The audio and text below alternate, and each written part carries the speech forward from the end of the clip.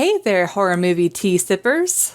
The following podcast will contain spoilers for the movie we are about to review. If you have not seen the movie and do not wish to have anything ruined prematurely, then please do not continue to listen until after you have seen the movie. And welcome to the Horror Movie Tea Podcast.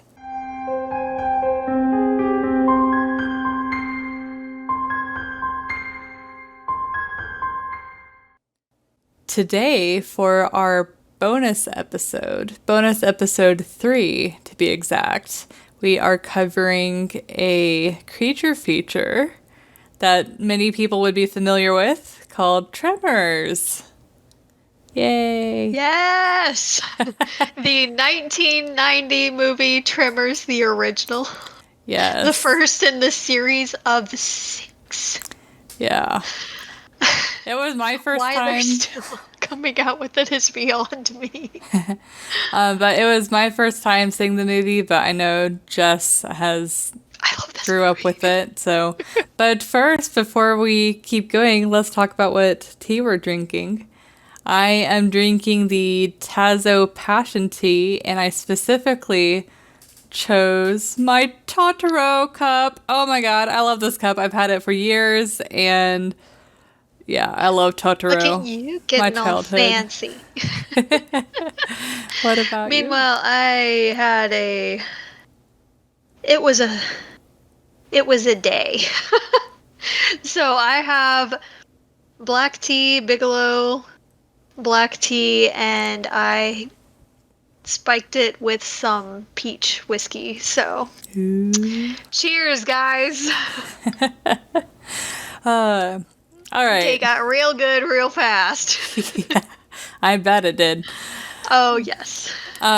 So, to start the summary of the movie, it kind of focuses on these two guys that they call themselves handymen, and they just are going around town doing little odd jobs because they really need the money and they don't really have a substantial form of income besides that.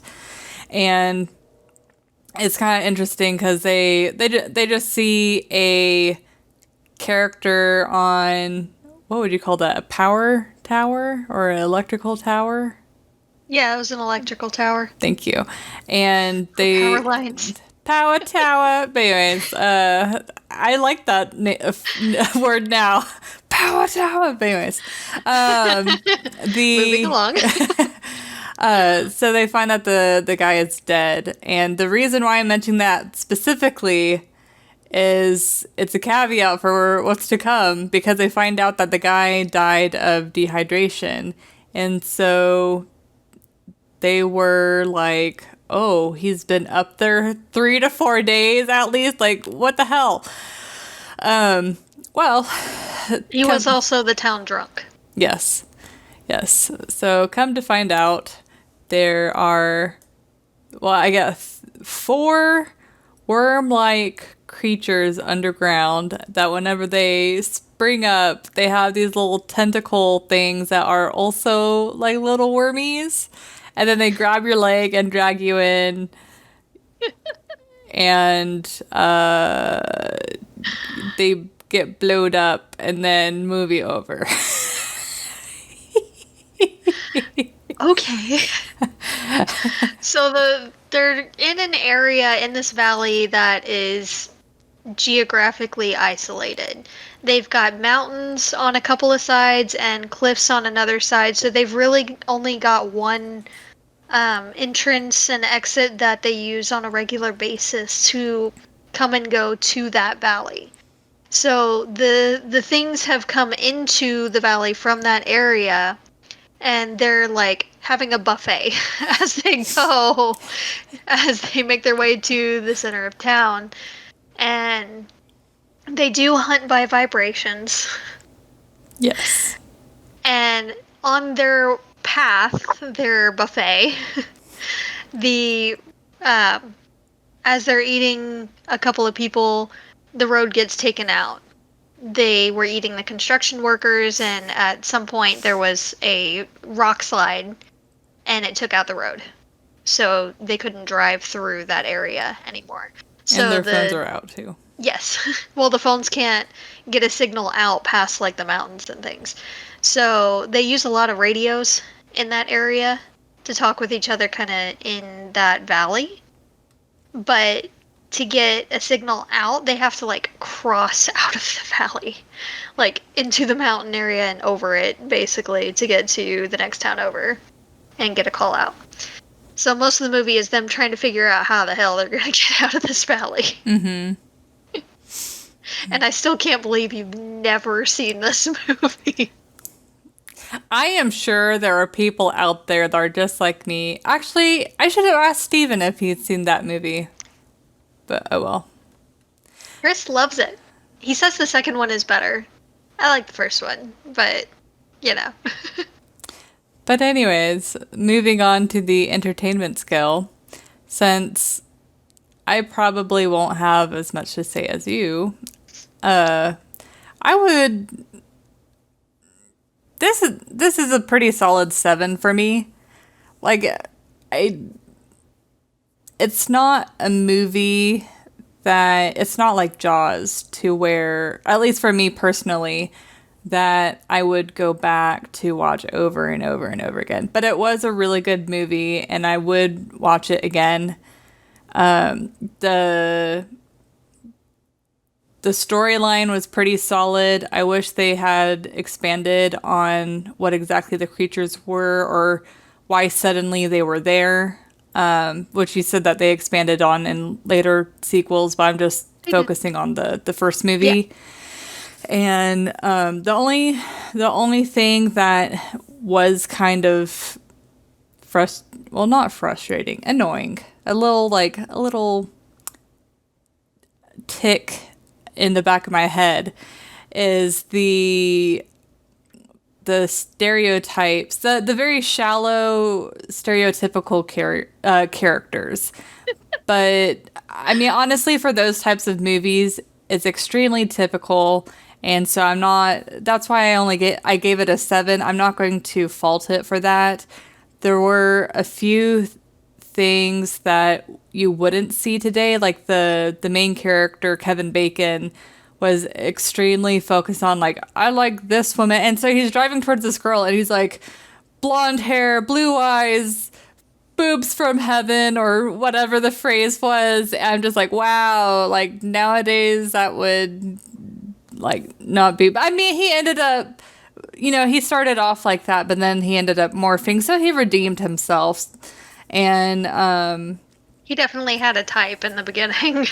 yeah, so like it's not quite Cabin Fever level of, oh my god, this is like they really had really shallow characters or whatever, but it's probably because the movie overall was pretty solid and the type of characters that they made them work together and build a relationship. I don't know.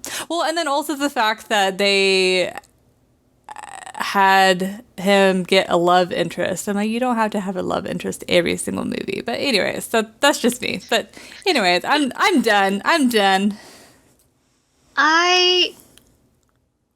If I hadn't seen it, I probably would have given it a 7. I give it an 8 though, just for nostalgia's sake. I knew you would. I knew it. I love this movie.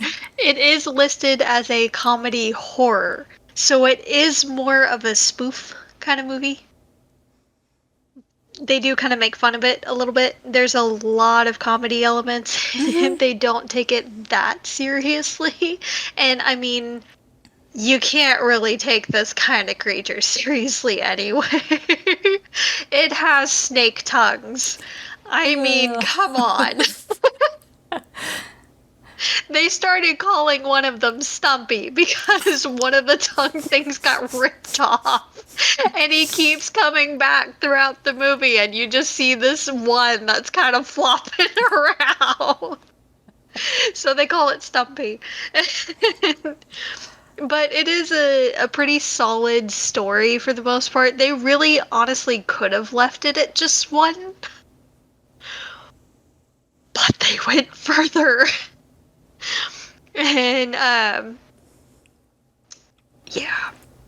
Yeah, I don't know. I just really love how funny it is. They do some character building, others they don't really delve that deep into. They're truly side characters and mostly, creature fodder. So those people they don't usually go that deep into. But the main ones, I mean, you get a little bit of growth there and you can see the different relationships between them and all. And it is a tight knit community because there's like 10 of them, 10 to 15 of them Yeah. in the valley total. So you're going to be closer. So it was interesting to see that and how they banded together to try to get out of the situation together and try to keep as many of them as alive as possible. Yeah. So Like the I setup for a movie is pretty solid. Like the fact that they made them isolated and already a very tight knit community, it made sense that they would easily be able to band together and figure out a way to get past it. even while sniping at each other, Yeah. just jabbing at each other. I love the bickering, especially between the two main characters. Like it They were almost like definitely, brothers. Like they acted like brother. yeah, like the dialogue in this movie, I mean, it is southern, so and redneck, but it was the characters, even though there's a few parts about the characters that I didn't like it, like, the guy being shallow, be like, I want, when this, whatever, you do you. Not better. But but And the other was griping at him for it, so he helped. yeah, like it wasn't, and the fact that they didn't really focus on that particular aspect of him, and he wasn't, the fact that he changed his mind afterward, he redeemed himself for me. But yeah, but all of the characters were really, really interesting, and they had their own like personalities, like the Doomsday Preppers, and like I said, very shallow and stereotypical. But so whenever you know what type of character they are, it just kind of like slaps you in the face. Like the person that jokes around and is kind of the stupid character, he jokes around Robin. a lot, and like nobody trusts him. Like they don't even trust him with a gun. He was the stereotypical stupid boy teenager, like the And he idiot said guy. dude a lot. And he's really just bored. You can tell. I mean, there's nothing to do there. Again, there's like 10 to 15 people max in the valley. There's nothing to do there. Yeah. Most of But the homes are trailers. Like, there's nothing out there. There's dirt and rocks. yeah, but the movie overall, the characters are lovable overall. Yeah. Um I and was a little sad when Walter got eaten. oh, The guy that plays Mr. Miyagi. I was a yeah. little sad. He was a fun character. He was very enterprising, and I guess he would kind of have to be living out there with no business whatsoever. Basically, he had the only store in the area. Yeah. But when the handymen roll through with, a tentacle attached to their truck, he buys it off them for $15 and then starts charging all of the townspeople. I want to say it's like $3 a pop for a picture with the thing. So, I mean, he made That his was pretty money awesome. back pretty quick. Yeah, and I'm so, at least from what I could see, I couldn't obviously tell that they made a very stereotypical Asian character, which was refreshing because especially Yes. like 90s movies and before, I mean, sometimes some nowadays too, they have a very stereotypical Asian character where they have like a really strong accent and there are all of the stereotypes. I mean, he had a little bit of an accent, but from what I could tell, it seemed natural rather than him, being told to have an act. I could be wrong, and And if it was I'm, barely noticeable. yeah. Oh, But he was a bit more Americanized, yes. It's like, for sure. stop with the stupid minority stereotypes. Yes. So, this movie, it's great. It's hilarious and it's great. Shall we move on to the realism scale? Yes, because it's going to be very low no matter what. Honestly, I'm going to rate it like a 5. And the reason being is I think the characters reacted pretty realistically and they were very logical and for the most part pretty smart about it. What? Not all of them were logical. Case in point, Nestor, the one who jumped onto a tire when they told him to get up off the ground. Well, he died. The people that lived made good choices and were smart, and so they deserve to live. But the inconsistency I was arguing with Jess about this is they made it extremely clear that the creatures could only go through dirt. And once they hit something solid like granite or some sort of solid rock material, that the creature died. And they proved this theory whenever, or in the movie in general, whenever one of the creatures tried to burst through like the storm shelter wall and the creature killed itself. But The storm drain. storm drain, thank you. Not the shelter. He busted through the shelter just fine. Well, yeah, okay, that's where I'm going. The storm shelter he burst through when it's cinder blocks. I mean, I know they're hollow on the inside, but still made out of cement. And if it's supposed to be, I mean, those characters mentioned that they had a bomb shelter, and I highly doubt that was a bomb shelter because it had windows, and that would be really dumb. But that was literally the only shelter that they were showing. So if that was the case, they would have poured cement in between those cinder blocks, and then it would have been, I don't know. It was a little bit inconsistent, I feel like. Now that I think about it, he did say broke into the wrong rec room. So that might not have been their actual shelter. But it was still underground. Mostly. At least that part of it was mostly underground. Yeah. But still, they were a little bit inconsistent. I know their hide was super, super strong. Because he was firing at it with, like, an elephant gun. These shells were huge. And it was still not doing that much damage, especially firing into the dirt. And yes, I know dirt is a very good stop trap for bullets. But it was fairly near the surface. I feel like an elephant gun with that caliber bullet would have at least done something. Yeah. It was not. So a little bit inconsistent. And you did bring up a good point when they were pole vaulting. Like, they would attack pretty much anything that caused a vibration. If it was on the ground, they were going for it. They would go for things that they wouldn't really even eat. Like, they went after a shovel. They went after a pogo stick. And rocks. Whenever they're throwing a generator. Yeah. So, even with as little vibration as it still was, I feel like they still would have at least jarred it. Or investigated.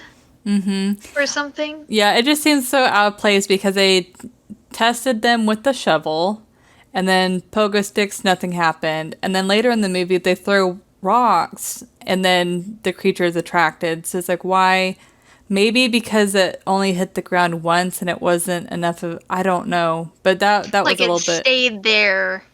That's why I was saying like it's a smaller vibration, I guess, because it hits there and stays. But that's still maybe. movement. I don't know. It was a little bit Yeah. inconsistent there. So I get you there. Honestly, I would probably give it like a 4. Mainly because in that movie they didn't really say why that particular valley attracted them. Yeah. Because I feel like because they made it clear that they were coming into the valley. But why into that valley? I feel like with Yeah. as few people and as spread out as they were, even with some livestock here and there, I feel like it wouldn't have been as big of a dinner bell as some other places. But that's just me. I don't know. Yeah. But most of their reactions were good, and you're right. A lot of the characters did have some smart choices and things that they did. The girl with the pole vaulting, and later when she kicked the pipe on the water tower to have the water dropping and making vibrations on the ground to call it away from another guy. Mm-hmm. And them running the tractor, or not tractor, yeah, it was a tractor. Yeah. That they ran to go as a distraction, and then using the bulldozer to pull the trailer around Mm-hmm. because it might be slow, but it works. Yeah. Yeah. The But I guess the only thing that bugged me too is the main girl character or woman. I forgot what her name was, but Rhonda, thank you. They specified in the beginning, she was in school, I guess getting her PhD maybe. But that yeah, she's a grad student. yeah, she was a seismologist. A seismologist. Well, then later in the movie, she's like, there's no fossil records of any creature like this. And then, Predates all fossil records. There's nothing. This thing is unprecedented. and then even later, she said something else. I forgot exactly what it was, but it's another thing that I'm like, you're not a zoologist. Why would you know this information? It's like taking biology once doesn't make you a freaking Yeah. expert. You're in school for seismology. Like, I don't That's understand. definitely a different branch. Yeah, it's like just because altogether. you're a scientist doesn't mean that you know you're an expert in literally everything. Yeah. Completely different field. So that was a little fishy. So maybe I'll knock it down to a 4 because of that. I mean, it's not very accurate. Just look at the monster, but it's entertaining. Mm-hmm. So, and we can say that about probably 90% of most of the horror movies that we enjoyed. Yeah, but this one in particular Aren't accurate, but they're fun. Yeah. But this one in particular, I didn't really find myself too frustrated with the decisions that they were making. I mean, the dumb characters that died, I was like, really?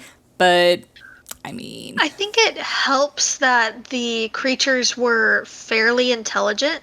Some of the deaths were interesting. Like the wife in the beginning, when they lifted her car up and then broke through the back, I was like, oh my god, that's brilliant. Yeah, like the pressure of the ground and everything on the car as they're dragging the car down into the ground, it busts the windows and they're able to rip her out of the car. I mean, they don't show it. It's 1990, but you know she did. And that was kind of cool. Also, some of the creature deaths were interesting and fun. Yeah. They were very explodey. But like when the creatures figured out that certain things weren't what they want, and how they like spit them sky I like it. This is not what I want. This is not food. Give me food. And it like would spit a pogo stick or or a generator. Or it spit the bomb, the last one that they were trying to kill. Spit out the bomb. And it landed on the other bombs. Yeah, that's a pretty tense moment for me. I was Good like, oh, no. They had one bomb left after that, so he had to get a little creative because obviously this thing was learning. They learned from their mistakes, and if they knew that one of their relatives died in a horrible way, then they would not do the thing. Yep. So, I wonder how they communicate, though, with each other. Or if they even communicate, because some creatures just kind of do their own thing, and if they run into another one of their kind, then they just fight, unless if it's... Well, these clearly weren't fighting, though. They were coexisting. Well, yeah. So... Oh, I don't know. It was kind of cool, though. And they did learn if one of their herd pack... Maybe pack, since they are predatory. Something. Herd, I feel like it's more for, domestic Herbivores. or herbivores. Yeah. I guess. So if one of their pack died, or group, pod, whatever, died... Murder. Then... They're not crows. If one of them died, the others would not do... They would be a lot more cautious about whatever it was that killed the other one. So with the bomb, like, it took it because there was a vibration there and it investigated, but then it immediately spit it back up. So it's like, nah, you can have this back. So that was kind of cool, I thought. Yeah, a very fun movie. If anyone who's listening hasn't seen Tremors yet, you should. It's worth a watch. It's a fun movie. It's fun. It's really not like that gory or anything. There's a few gross parts. But...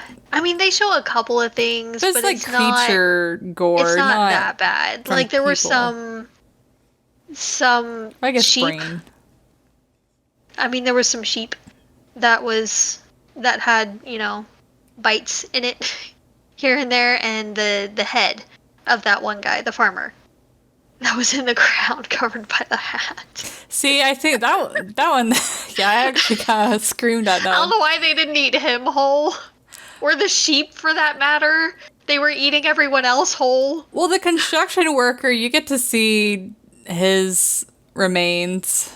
Well, I feel like part of that was from the rock slide. Well, I'm not saying it was a creature, but you were saying how it's not that gory, and so I was like, oh, well, here's an example of gore. But overall... It was minor. I think it's definitely a PG rated movie and a pretty fun movie for, like, older kids. It's technically rated PG-13. It's rated PG-13. Probably because of the cursing. Probably. Honestly, a lot of it is most likely because they do have some cursing. Yeah, it does have... Still a little minor. It's not the level of today. There was a couple of scenes here and there, but it's not near the level of today. Yeah. So, it's good. But it's fun. Yep, so... We have the consecutive a group decision that it is worth watching at least once if you haven't. And this one's not going to give you nightmares, really. It's not a super scary movie, guys.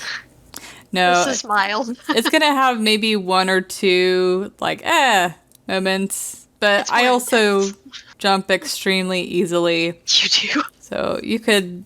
sneeze at just the right moment and I'll be like, ah. It's been proven, guys. You can stand around a corner and wait for her to walk over. Like, it's a thing. Well, I don't have anything. We love you. I know.